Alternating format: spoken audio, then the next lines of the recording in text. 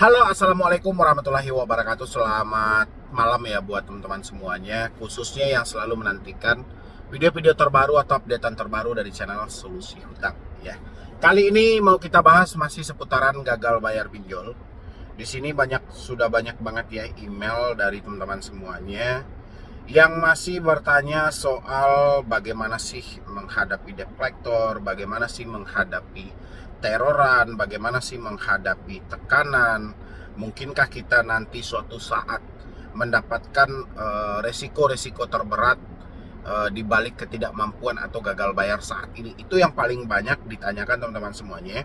Dan di samping itu ada juga beberapa hal yang juga mengganggu selain pinjol ya, tentang jasa-jasa gelap yang selalu memanfaatkan situasi-situasi dari orang-orang yang telat bayar dan tidak mampu bayar dengan iming-imingan hapus data, penyelesaian hutang, dan banyak lagi modus-modus mereka lainnya. Dan kita mau bahas ini buat teman-teman semuanya, terutama yang baru telat bayar pinjol ya, apalagi menjelang akhir tahun ini cukup gencar-gencar banget. Dan di sini saya tidak akan bacakan emailnya satu persatu, cuman saya bungkus saja.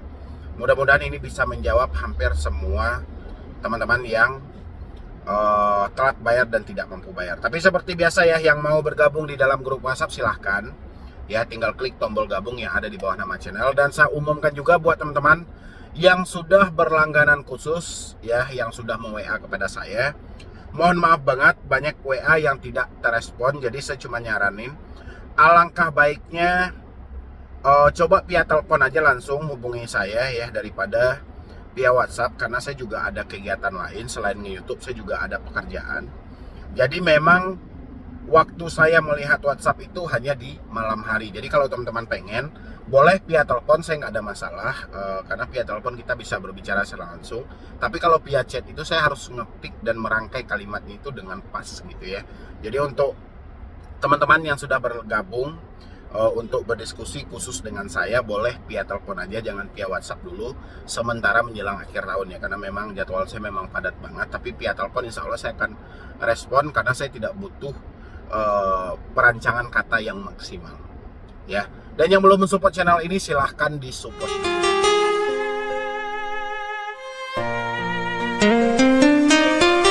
Oke, tentang gagal bayar ya, mungkin ini bukan hal baru lagi yang harus dibahas oleh Solusi Hutang, tapi ini sudah sering banget saya bahas. Bahkan Solusi Hutang lebih spesifik membahas soal pinjaman online daripada hutang-hutang yang lainnya. Tapi kali ini entah kenapa dari teman-teman mungkin baru telat bayar atau baru mengalami dari teroran dari debt collector, sehingga ketika kita telat bayar, gagal bayar, teman-teman selalu bertanya, apakah ini akan berdampak besar di kemudian hari ya.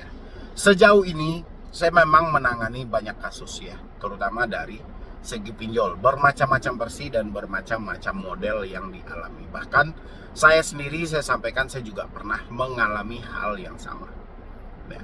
Tapi sejauh ini soal resiko yang teman-teman takutkan, terutama kita diproses ke jalur hukum, apakah nanti mereka nekat untuk menyita barang-barang yang ada di rumah, atau misalnya mengambil barang-barang berharga yang ada di rumah, semua itu hanyalah kolaborasi antara pemikiran dan hati kita ketika kekacauan terjadi.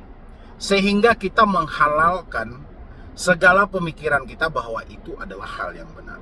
Sesungguhnya gagal bayar pinjol itu telah diatur dalam POJK ya, yang terbaru 2022 ya. Di situ ada batasan-batasan tertentu, dan di situ juga ada resiko-resiko tertulis yang akan kita dapatkan apabila kita telat bayar ya. Untuk resiko yang di luar dari POJK ada juga, salah satunya mungkin Anda ditekan secara langsung oleh debt collector, baik itu menggunakan bahasa hukum ataupun bahasa yang menyinggung ke fisik ataupun verbal kita.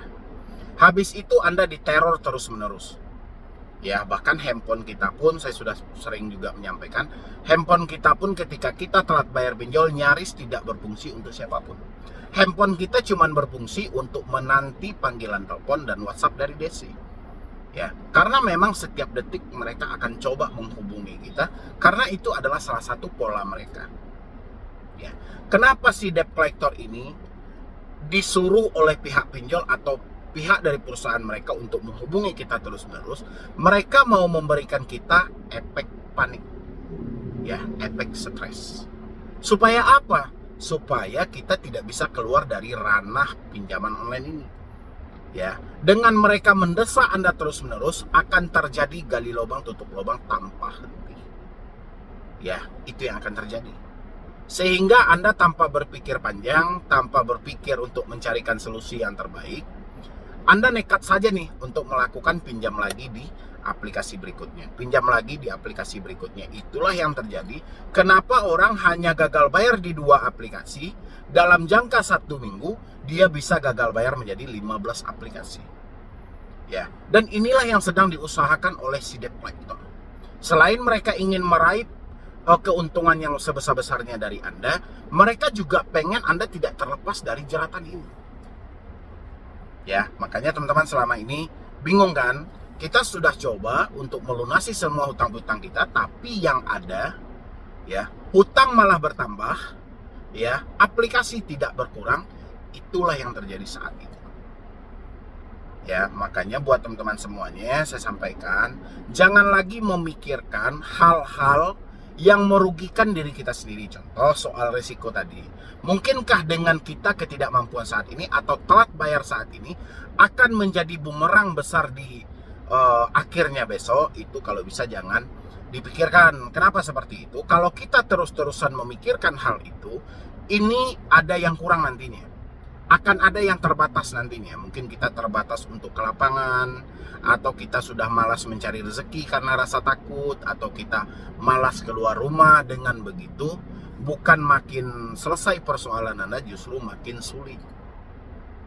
Ya, habis itu menghadapi teroran dari debt collector. Menghadapi teroran dari debt collector ini bukan perkara mudah. Dan ini bukan segampang saya berbicara hari ini, karena saya juga pernah mengalami apa yang Anda rasakan. Memang detik-detiknya, awal-awalnya saya stres dan saya panik. Karena setiap hari saya harus berhadapan secara langsung via suara maupun via chat dengan debt collector yang saya tidak tahu jenis orangnya seperti apa.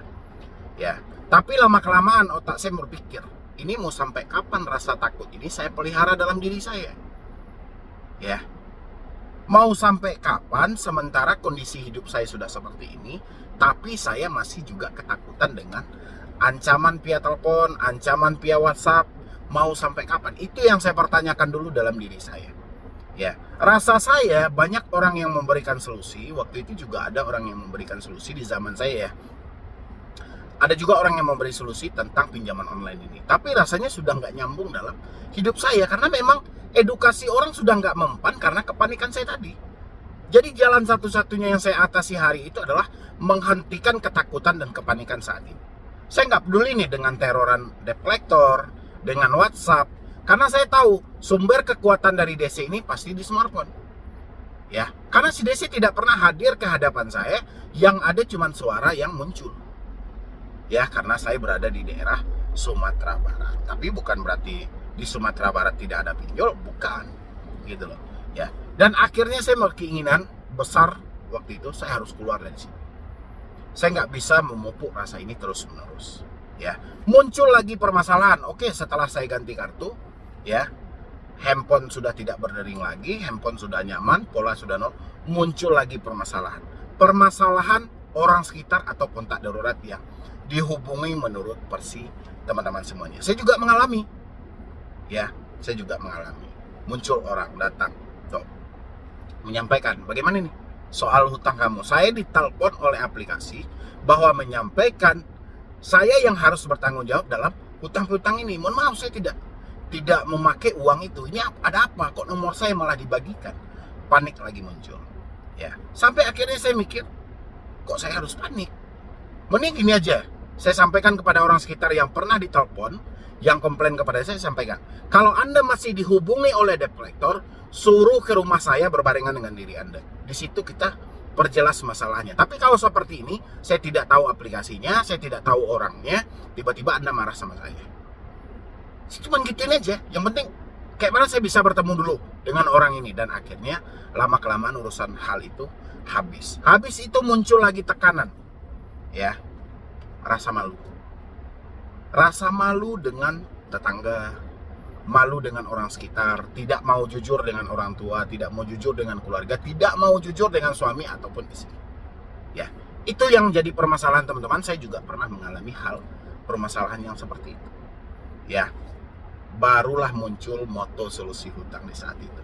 Lebih baik saya malu hari ini daripada saya ikutin, ya, memperpanjang, mencicil, hanya menutupi rasa malu saat ini. Tapi saya hancur selamanya. Barang-barang saya gadaikan, aset saya gadaikan, hanya untuk satu kepentingan, menurut versi saya, nama baik.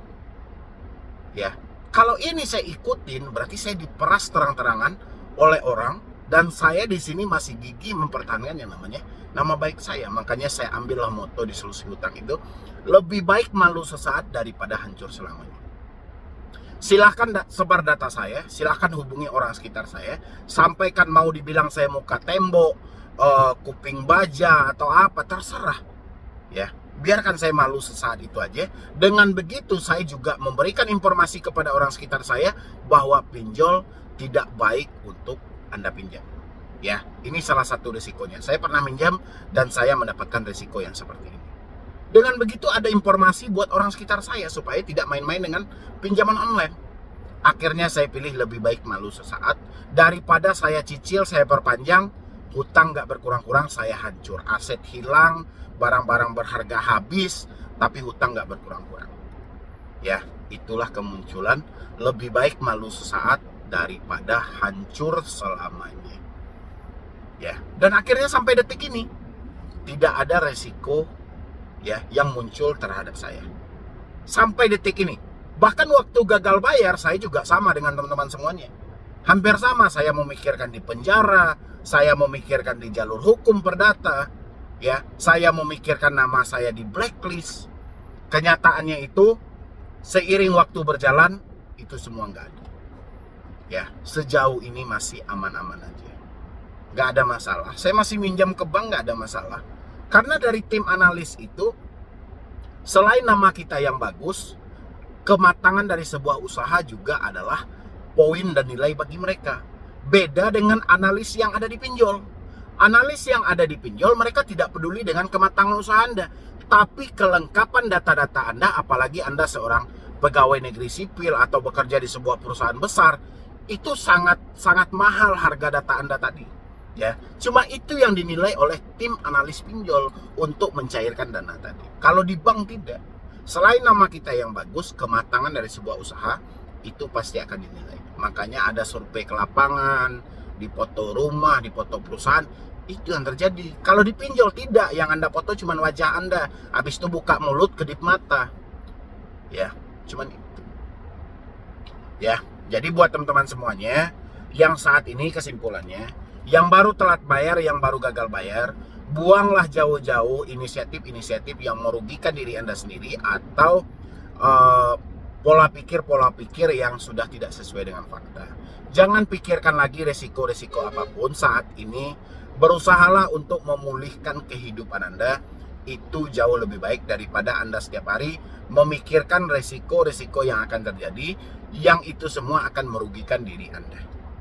Ya, saya tahu Anda adalah orang hebat, Anda adalah orang pintar, Anda adalah orang yang berpendidikan. Hanya saja Anda cuma terbalut dengan rasa bersalah yang cukup tinggi. Ya, terima keadaan saat ini. Anggap saja ini adalah sebuah pengalaman untuk hal yang paling berharga di hari esok. Minimal pengalaman ini bisa Anda bagikan kepada anak cucu Anda nantinya. Ya, jangan ada lagi yang berpikir pesimis. Kalau bisa kita berpikir yang optimis saja, bangun semangat Anda kembali dan perbaiki hidup Anda yang telah hancur karena pinjol. Ya, jadi sekian dulu dari saya, Medi Broni. Wassalam.